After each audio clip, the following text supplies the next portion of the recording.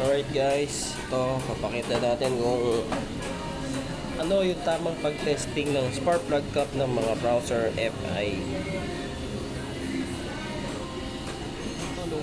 Dapat ito, check nyo to, may standard na ohms to. Kailangan nasa 1k ohms. Yan.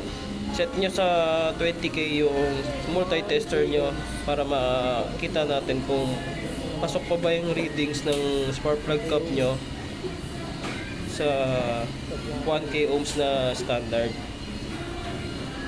Ayan, check nyo yan. Tulad yan, ito hindi pumapalo yan. Ayan, kabilaan wala. Ito, check nyo natin yung bago. Yan, bago yan ha. Nakabukas lang, binuksan ko na kasi yan. Sa mga FI na motor ng router, pati yung mga carb, yung mga router 135, meron din yan. Pati yung mga router 180, 220, meron din yan readings sa spark plug cap.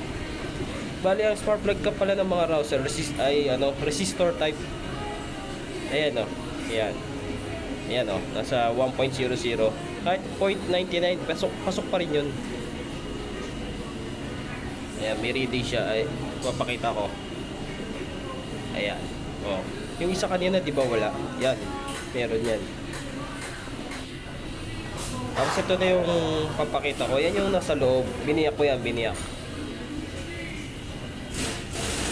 Ayan ha. Yan, nakikita nyo yan. Yan yung pinaka-resistor nya. Tignan nyo, makikita nyo sunog, di ba? Sunog. Yan ang nasa loob. Ayan. Resistor. Yan ang resistor.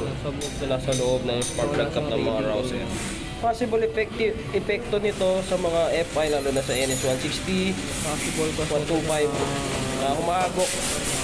Tapos idling, hindi nag-idle stable. Yun lang.